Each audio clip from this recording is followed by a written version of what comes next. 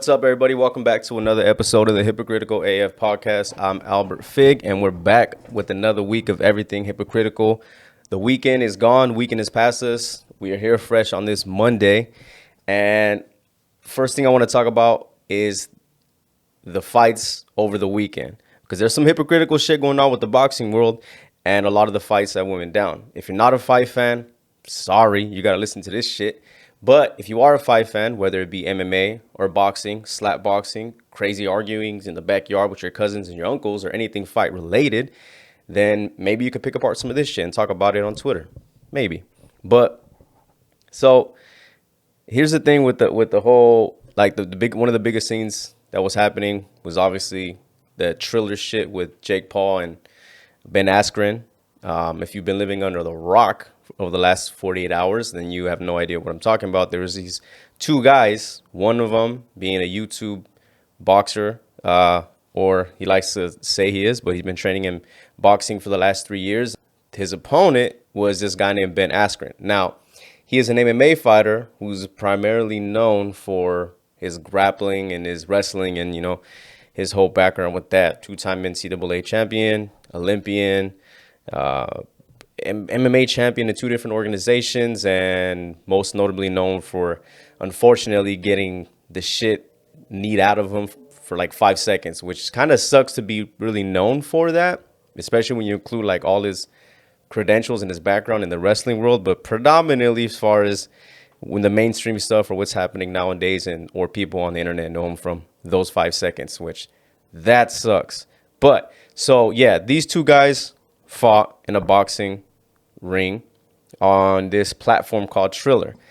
And the thing with Triller is that there was more so, well, actually, before I even get to that, I should say I didn't order this shit. I didn't care to buy it. $50 for that, I'm good. But $50 for a pay-per-view event that was most likely not going to, you know, please everybody, which in the end we found out it didn't.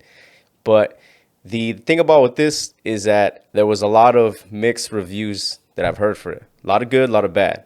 But a lot of the stuff that I read up on or seen online the very next day was that it seemed more so like it was a concert than an actual fighting event. You know what I mean? They said they had like a bunch of performers like Justin Bieber, Doja Cat, Saweetie, shit like that. Basically, Snoop Dogg performing too in the commentary when you think about it. But a lot of people were upset because, yeah, there was more so performances than actual fights. Now, I don't know how you guys think or you stand on this, but me personally, as a like fight fan, I'd rather see more fights than shows, but that's just my preference. I mean, Justin Bieber got down with his last little EP thing he had going on. I liked it. I fucked with it heavy. I don't know if I want to see it in the middle of like fights, you know what I mean? But again, that's just my fight preference. Now, here's the thing with the whole boxing debacle at the end about Duga. So if you didn't know, Duga got knocked out, or they declared it a knockout a minute something in, maybe even less than a minute. I don't fucking know.Maybe 40 seconds, maybe. And it was crazy because it was like, what's the word I'm looking for? There was a winner, obviously, at the end of it, but there was an unlikely winner who I felt, in my point of view, he stole the show. It was one dude, and he wasn't fighting. That's Pete Davidson. Shout out Pete Davidson, because he was hired on, I guess, like as a showrunner, I guess you would call it, or a person that was like doing the stuff in between. And I felt like he took home the MVP of the night and actually won the whole event because he kept it 100. Like, he kept it real throughout the whole event. I don't know what his actual job description was, but he was like meeting up with dudes in the back room, in the locker room. He was commentating in between some fights. He was sitting at the desk with like Snoop, Oscar De La Hoya, who was allegedly coked out, allegedly. And yeah, Pete Davidson was just kind of there getting high, having a good time. Was I jealous of him? Yeah, for sure. You know what I mean? He looked like he was having a good time and he was just chilling. But I feel like he ultimately won and is MVP of the night because of how real he kept it. And if you watched all this shit, as far as like how he kept everything, just look up Pete Davidson YouTube Triller and watch all the individual clips with him, and you'll know what I mean. There was like a time where he went to the back with like Jake Paul, and it was Jack Harlow, which was kind of awkward. Just three white dudes in the back, just kind of like talking. But whatever sells pay-per-views, I guess. And I guess it's entertainment, which I can't, speak bad on myself because that's kind of what I'm doing now, unfortunately. No, I'm just kidding. I still have a regular job, so don't get me fired.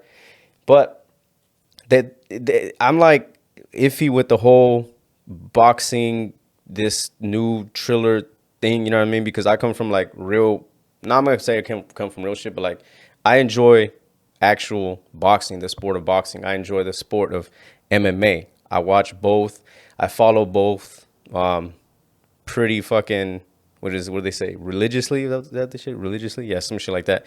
I follow it both on par with each other. I don't think of one as better than the other. I don't look at one that's more successful than the other. I just like enjoying motherfuckers getting beat.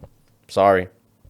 But so the thing with the whole boxing Triller thing, and there's like this thing with the people. So you have these sides, right? You have this and the MMA community on the MMA side talking down on it, but liking it because it is bringing in money. And then you have the boxing, like the actual experts, the pros that are talking down on it, but also liking it because they feel like it's bringing in light to the sport. And then you have like the mainstream side of it, which is just like, everybody's wanting like a debacle. You know what I'm saying? Like everybody's wanting like some type of entertainment thing. So that's what these essentially provide. And I'll tell you why it's getting hypocritical as fuck is because a lot of the boxing heads say shit like they couldn't take the Floyd Mayweather and the Conor McGregor shit seriously because they said it was like it's a show. It's just a debacle. It's just like a fairy tale type of thing. And a lot of boxing heads did not like that event, but ended up ordering the fight or at least illegally streaming it. You know what I mean? That's hypocritical as fuck because they didn't like the Floyd and Conor shit, but they were cool with this. They thought the whole when they started doing the cross promotions and they started talking about Manny Pacquiao fighting Conor McGregor, they was just like, nope, that's bad for the sport, that's bad business, that's bad this, bad that. But at the same time, they're cool with now these YouTubers like both the Paul brothers and now these like TikTok dudes, I guess, that are getting into it. I don't know. I just seen some footage of them training and shit like that, which I still think is weird. But now this like they're slowly embracing all that because of the amount of revenue that it's bringing in. So at what point does it become, are you being true with your word? Meaning like, are you really for the sport? Or is it becoming something else as in like just a money grab that they're trying to get a hold of? Because when they saw that these numbers are doing, what I'm saying, like 1.2, 1.5 million, or sometimes even just a million flat, that's being more pay-per-view buys than some of the boxing and MMA events, specifically the UFC, because a lot of people get that shit confused. They call people that train, they call them, oh, they train UFC or they fight in UFC, but it's like not, the sport is MMA. The UFC is just an organization. So get that out the way. Also, look, I'm not a fucking pro. I'm not a fighter, so sorry if I get all this fucked up. But yeah, so they got to figure out, meaning boxing heads, older heads, got to figure out what is what. Like stick with one thing, be consistent with it. Don't be hypocritical because it's either good for the sport or it ain't. Now, I'm not a boxing head like those older heads, but if you ask me, I would say if you can get in, or get in when you fit in. Yeah, if you can get a piece of that pie, get a piece of the pie. If you're gonna, you know what I mean, like cross promote and do these things where ultimately like the fighters or the athletes are getting paid, cool. You know what I mean? But I also feel like there's got to be a level of like somewhat seriousness in that you don't want to throw a dude who's been like training. I'm not saying a specific person, but like let's say you got a dude that's been training for 2 years, right? And he does that shit like on the side or some shit, and you put him in the ring against like a legit boxer, like, you know what I'm saying? Like not to keep going back to these Paul dudes, but when they were trying to get a fight with Canelo, you know what I mean? Like the top people, like Canelo, what? Pound for pound number one? That doesn't make sense. That's when it starts to get a little bit ridiculous with everything, in my opinion. And that's where I feel like they start to get the bad rep for everything. But Yeah, that's a whole nother conversation in its own thing. Boxing is always going to be top tier. UFC is always going to be top tier to me. And I mean, I guess I'll every once in a while tune into a lot of these, thriller pay-per-view things. Maybe, maybe not. I seen a lot of people illegally streaming them. And I can't confirm or deny those same things. You know what I mean? If you got a link, send me that shit. But at the same time, don't do it publicly. You know, hit the DMs, send me that shit. We can compare and contrast links. Yeah, but that's it with the whole fighting and over the weekend shit. As far as anything's fight related, I just want to get out the way. Wanted to talk about that. Sorry, it's just that I don't get to talk about it too often, and right here I feel like I'm venting for it. Yeah. So life wise, over the weekend, nothing crazy. It's warming up here in Sac. I don't know what the fuck. I can't remember if it was like this last year or like the year before, but it was like 85, and it's still April. Isn't it still considered? Is it still spring? Isn't it still spring? Yeah. It's like 85 in spring. I can't. I was looking at, like on sometimes, like on Instagram or even Snapchat, they have the year, like a memory that's like a year ago today, 2 years ago today. That shit pops up to you. I looked at one and it was like, I saw one of my grass and I knew shit has passed and I knew it was getting hot when I compared the grass that I have right now compared to last year. Completely different. I enjoy a good green grass and my shit's yellow right now. Now, if you're a homeowner, I mean, you don't even have to be a homeowner. If you just got your own spot with a yard, you kind of want to make sure that shit's like top notch at least, or try to, you know, or, if you're into ficuses and stuff like that, then you're getting old because I'm not into that. But my grass is yellow as shit. I'm trying to bring it back, but it's hot as shit outside. And it's trying to keep up with everything. I mean, you have life, work, parenting, this shit, more parenting. Your son don't want to go to sleep. And next thing you know, your grass is yellow as shit. I got to put more time into that. But that's just something I got to do separate on my own shit. Yeah. So over the weekend, it was hot as shit. We decided to take the little one to the little river area, the little bridge area, the Folsom. Oh no, it was Johnny Cash. Was it Johnny Cash? Was it Johnny Cash Trail? The Johnny Cash Trail, the famous, notorious Johnny Cash Trail. Have y'all ever been? If you haven't, I recommend it. I've been not like this whole time I've been here in Sac, all these years being here in Sacramento, and I've never physically gone to that river, let alone to that bridge. And I've driven by it so many times because of work. I've driven by it so many times that I just, I guess, I don't know, slipped my mind and just never got to it. But it was cool to actually go on somewhat of a little hike and just get out and then take the little kiddo out. You know what I mean? He probably doesn't remember shit of it. I wish we could have taken him more into the actual water, to the river, but it's kind of tough taking a damn stroller, you know what I'm saying? Like down these hills and trying to like get the good view. Because I would want to take him, close to the river. I'd want to get his feet wet, you know what I mean? A little bit in there. There was people paddle boarding, fucking canoeing. Is that a thing? Canoes or canoeing? I don't know, but there was, you know what I mean, on the little boat things. And then there was crazy ass white dudes jumping off the damn rocks. Now, I'm not making it racial. I'm just saying they were all white and they were jumping off the rocks like 20 feet in the air. That shit crazy. I'm not about to do that. Not at this age. Not right now. Maybe if you pay me. But yeah, so Folsom Bridge, I feel kind of bad too because we didn't go see like everything of it. We saw like the beginning portion of it. We saw like the midway point. We actually got to saw the Rainbow Bridge, but like we didn't get to like, you know what I mean, explore too heavy because again, it was getting hot as shit. It was like 85 degrees, and we're like, but when you're like strolling and mobbing it around, pushing this dude around, shit gets heavy. You know what I mean? Going up and down those damn hills. We should have probably explored a little more. One thing I keep on saying, or just mentioning that I want to go to is the, what is it? The dam, the Nimbus River, the dam. I think it's in, is it in Rancho or in Folsom? Folsom. It's in Folsom. Yeah, it's off of Hazel Ave, that little dam. And if if you're in the area and you know what I'm talking about, the dam, I keep saying that I want to go visit there because it's pretty cool because they have the actual dam right? You can go to the river. You can go post up and kick it in the rocks area, make a little picnic, make out behind the bush when no one's looking, chug a little quick little 40, you know what I mean, like in the back. And then at the same time, you can go walk just down a little bit's way and you can go to a winery that's there. How cool is that? And at the same time, they even have that shit so fancy, so bougie. They even have like a dog little spa center. So if you like going on walks, if you like hiking, if you like drinking wine, and if you like to get your dog spa'd and fucking booed up and taken care of, then they have the spot that you can do that. Just be careful though, because a bunch of dogs near wine, dogs and their owners drinking, that shit don't mix well.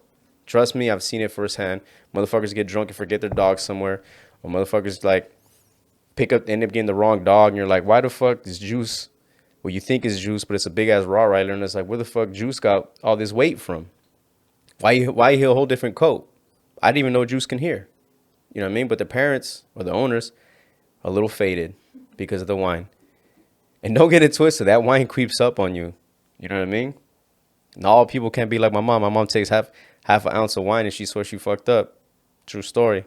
I took my mom wine tasting at the sugar mill. So my mom don't drink. My mom doesn't drink like at all, or at least she says she doesn't. And for her birthday, I wanted to take her out, right? So I brought her here to Sac, and I took her wine tasting. I took her to her first basketball game, like a pro basketball game here at the Sacramento Kings, or for the Sacramento Kings at the Golden One Center. I took her to the Mimosa House, and my thing was like, I wanted to, show her a good time and get her to go drink with me a little bit. So we took her to the Sugar Mill. We went wine tasting. So if you've ever been wine tasting, you know that they don't give you full-on glasses of wine. They don't even give you like shooters. They give you like little testers of everything. It's like 1 ounce this, 1 ounce that, and you get to mix it up, right? And they give you like 4 or 5 different ones to try. My mom, we give the first one, the first batch, the first round. Boom. We give her that wine. The first one she drinks, she sips it, finishes it. And she goes, I'm faded. I go, no, I'm like, quit playing, man. I'm faded. You know what I mean? She goes, no, I feel it off one. And I'm looking at her like, she's tripping, man. It's 1 ounce. Nah. Then her face starts getting red. And she's like, no, I feel it. All right, we'll slow it down, get you a little, drink some water. Because this is the first spot. At the Sugar Mill, there's like 12 different wineries. We're in the first spot in the first round. We still have to get our money's worth. So I'm just like trying to drink her shit, mixing it up, and then we go to the second spot. I go, Mom, no pressure, but you got to try a little bit something else. Maybe we'll just tone it down a little bit, get you like some rosé or something light, you know what I mean? You don't have to drink a full bold red like I would drink, or a dark ass fucking Merlot. Okay, so we go to the second spot. Takes a little sip. Now her face is really turning red, and I'm like, fuck. Now maybe she is feeling it. So just to up the antes on it, I decided to tell the people, it's my mom's birthday, let's sing her happy birthday. She turns red as shit, drinks that. She says she has a headache already. That doesn't make no sense. How you get a headache and fade it all within 10 minutes? That makes no sense, Mom. What are you doing? But that's Mom's, and she doesn't drink, and I definitely believe that. Then we take her to the Mimosa House. We're gonna have a mimosa. I asked her what kind of mimosa do you want? She says, I don't even know what that is. Holy shit. So I explained to her, what it is. It's just basically a champagne with your choice of juice, whether it be orange, berry, lemonade, something crazy like that, and then they have more of like expensive, exquisite drinks that like have a bunch of shit in it. So we give her like the basic ass one, champagne and orange juice. Can't even finish the damn cup. She's faded. What can you do? Shout out to moms, though. I don't even know how I got into that. But, so, this is the shit that's crazy, too, that I wanted to talk about. 2 different things. And they're both sad. So, bear with me. This isn't the saddest podcast. But, they're sad, and I feel like they need some light on it because shit is crazy. So, there was, in Chicago police, there was a shooting at a fucking McDonald's drive-thru where dude got shot, but his 7-year-old daughter got shot and killed. And I'm going to read you what the experts, or the excerpt, I should say, says. They said there was a 7-year-old girl. I don't want to give, I don't even, maybe shouldn't say her name, but she was shot multiple times at a drive-thru with her dad, and she was pronounced dead. No suspects have been arrested. The dad is, I guess, recovering and is like awake from it and is still here. And I thought about this too on the drive because when I read up on this, and I knew I wanted to talk about it, but I wanted to go into depth as far as how would I process that before I'm putting myself in that person's shoes as the dad, right? Because we're the similar of age. I don't have a 7-year-old, but I try to put myself in that situation, and I don't know how it would feel. Like, I don't know what would be worse, right? Waking up knowing that you're awake, but your daughter isn't, or not waking up at all and not be able to see your daughter. It's a tough one, you know. Either way, it's like it's a sad story, and it just sucks that dude. I mean, it sucks that her, let alone that guy, was in a situation like that. But I guess you thinking like, what kind of other people would do some shit like that at a McDonald's drive-thru? You know what I mean? So it's not uncommon, you know, especially like the area that I come from. That type of shit has happened before. I mean, the actual McDonald's got shot up before, you know what I mean? And I've seen some, what's the word I'm looking for? I've seen some, not crazier shit, but like some shystier shit happen, you know what I mean? But it hits a little harder, and it always sucks a little more when there's a child involved, you know? Because it's like the child is so innocent, and to be dragged into something like that, it just, you know, at first, I guess the initial reaction is to kind of just want to go bad on the dad and be all negative, you know? But I don't know. Can you blame the dude? I mean, we don't know the situation. We don't know what happened.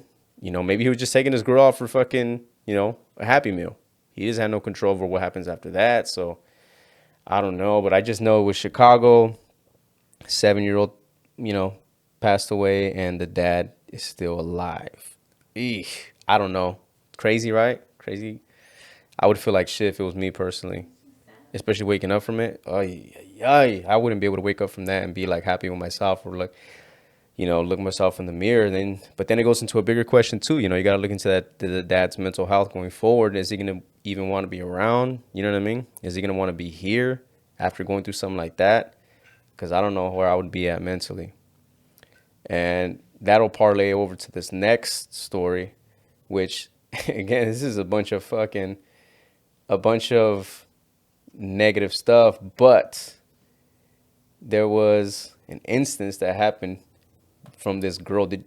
I know we had talked about it a little bit. Did you know she's from Bakersfield? Yeah. So there was this girl.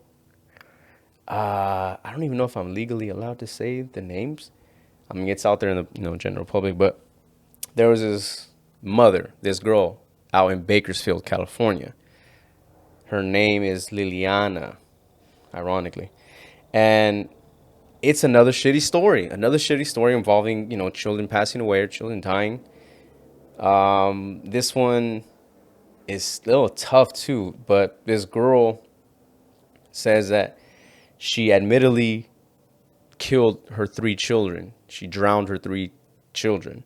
And this story, you can look up on it. I'm reading up right now. I'm reading on the ABC, but if you ever get a chance, you know, you can look at it. Just look up her name, Liliana Bakersfield children. And it's fucked up. Like, according to her, it says, you know, of course, I don't think it's officially gone through trial, but it says, you know, the woman is accused of killing her 3 young children in a Reseda apartment, and has admitted to drowning them with what was said to be intentional, protecting them from their father. And if you look into the story a little bit more, apparently her logic, or the reason why she said she wanted to do that, she intentionally drowned and killed her children because she wanted to protect them from an abusive relationship with their father. Yeah, I don't know. Yeah, I don't know what to even It's wrong for sure. I don't know how you come up with that logic as a parent to do that. I don't even know how you be able to get yourself to physically do that and thinking that you're protecting the kids. And from her own words, she stated that she drowned them. She did it softly. She didn't know how to explain it, and that she hugged them, she kissed them, and was apologizing to them the whole time. And then states that she loves her kids. Really weird way of showing it. But she also said that she'd preferred them to not be tortured and not be abused on a regular basis for the rest of their lives. The children were 3, 2, and 6 months. Shit. Um, yeah, it's as a again to keep going back to that as a parent, everything hits a little bit harder and hits a little bit more deep to the core when you have children, and even some that are really close in your own child's age. But it's it's kind of fucked up too, even just looking at her damn mugshot because she's smiling in it, you know? Is there some stuff mentally going on with the girl? Maybe, probably. What is there? If my question too with that is 3 children, if that was happening to the children, more than likely it was happening to her as far as the abuse goes with that father or that person. And it's just like, I can't. How would this? How could have been? How could have it been prevented? I mean, speak up about it for one. Go to someone else. It's tough to it's tough to say. I mean, not tough to say, but it's easy for us to stand back and be like, she should have gone here, should have gone to this, and should have went to the authorities and talked about this and this and that when we're not the ones involved in it. But I also know that if it's so easy for me to not go there to that extreme that she went. So I can't really relate to that or be on board of that because I know that I wouldn't be able to do that ever. And I would rather risk my own life and swallow my own pride and go through whatever the fuck I got to go through to go get my children help or my child help before I would do some shit like that. You know, that doesn't make much sense to me. And I don't know what the story is with her. I don't know what's going to follow up with her. I don't know her history. I don't know how old she is. They're just saying that there's a scheduled hearing for Wednesday and that the victim's grandmother is the one that initially found their bodies at 9:30 a.m. on a Saturday. Jesus. The grandma found that. Dang. Yeah, so if you guys want to look into it even more, look up the story. I'm sure if you've had heard of it by now, and if you haven't, just Google this shit. And I apologize for the back-to-back sad stories involving children. But I had to talk about that thing because as a parent, like I said, it just kind of like hit a little bit different, hit a little bit harder. But yeah, so moving on from that sad shit. If you read a little more, Uh-huh. it says that the father actually went to Child Protective Services Uh, and he wanted to take custody of the children fully because she was delusional yeah. and she was going through postpartum depression. Delusional and postpartum depression? Hmm. Hmm. That one's tough. That one's tough. I mean, it's not my position to play judge or jury here, but even going through all that delusionness, I mean, you kind of hear about that stuff. You know what I mean? You kind of hear about mothers, with postpartum kind of like giving those thoughts, you know, with the children. And I know to some people like who don't know that or hearing this might seem like a little bit extreme to them. But those things do happen. And another way, the thing about that too with mothers and postpartum is that there's there's so many things to help with that. There's programs available. There's forums. There's groups. There's people who you wouldn't think that have gone through that. There's you can't say that there's not like I don't know who to go to because there's mothers all around you. You can have tias that are mothers. You can have sisters that are mothers. You can have your own mother. You know, there's influence around you or people that you can go to talk about stuff like that. I know I've talked about it like personally in my family. I know I've talked about it with a few of my family members that have gone through that. And I'm not a mom, but I was there to give an ear and to listen and talk about that stuff. So there is, the help is there if you need it. And you can definitely, go through some shit like that with and relate. What do they call it? It's called like trauma bonding. You can, there's a person you can kind of bond the trauma with and go through all that stuff and kind of talk with. So there's that, man. If you as a mom or as a person in general, any kind of going through any of that stuff, it doesn't hurt to reach out and talk, because odds are you can talk to someone who's either been there, done that, or who is going through the same thing, and you guys can talk about that, you know. But again, to go away from that, uh, it's crazy to think here upcoming, a lot of stuff upcoming in May, but specifically towards the podcast, there's by the time May comes around, it'll have been 6 months since the launch of this. 6 months, like 22, 21 episode 22. I think by the time this one comes out, it'll be 22. 6 months, 22 episodes deep. Fucking, I think as of right now on YouTube, whether maybe the full episodes and the clips, it's like 39 videos. The different engagements, the interactions, the people that I'm talking to right now, the things I've got set in motion, the guests that are supposed to come on, the future guests that will be potentially coming on, the other podcasts that I'll be going on as a guest to try to expand this and talk about this as a, not just as a hobby. It's because it's, ultimately right now it is just a, technically a side hobby, but as a brand, as a business to grow this, I mean, the reach is getting there, and I'm trying my best to get everything out there, but it can only be grown as much as ultimately the viewership allows me to be. The success on all this is only predicated on the viewership or the listeners. You got to remember too, I put up a poll not too long ago as far as like asking people what do they listen more, what do they prefer?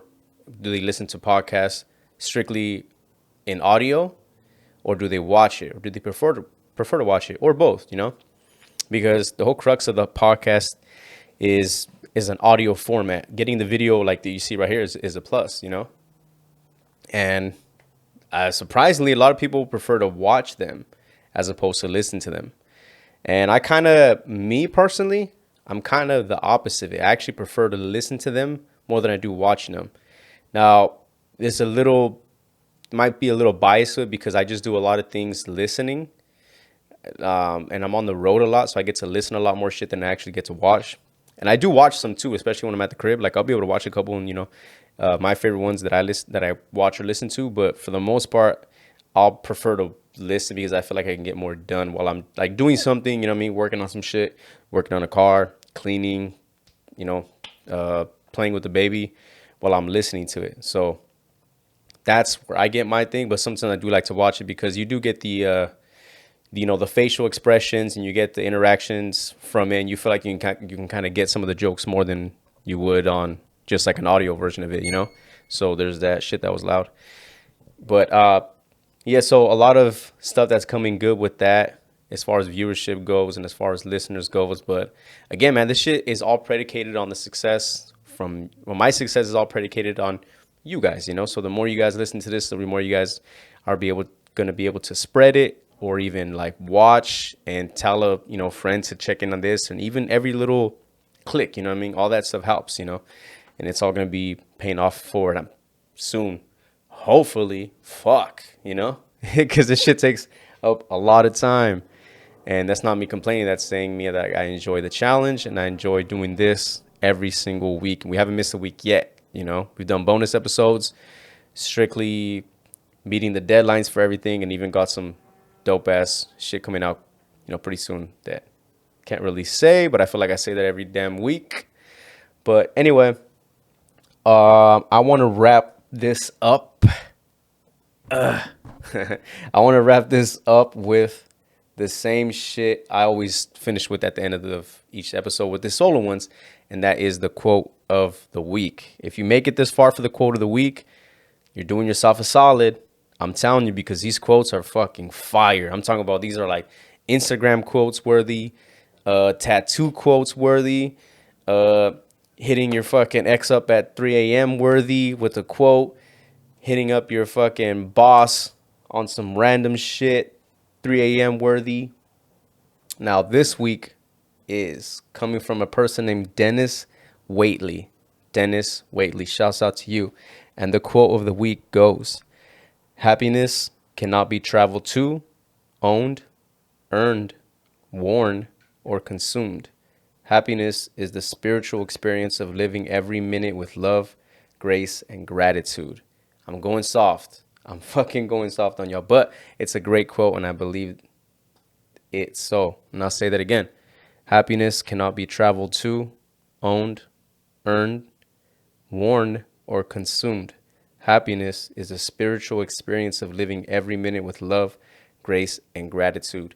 And only as you get older and kind of grow for some shit, you'll be able to appreciate that more and take it in a lot more.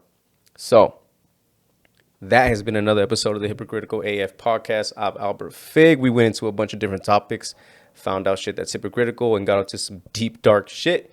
But thank you for tuning in. Thank you for listening. Thank you for watching. Please spread the word. Tell your friends, tell your moms, tell your mama's cousins, baby mama's cousins, sisters, ex-boyfriends, ex-husbands, cats, dogs, whoever will listen. Please like, please share, all the above. Thank you. Peace.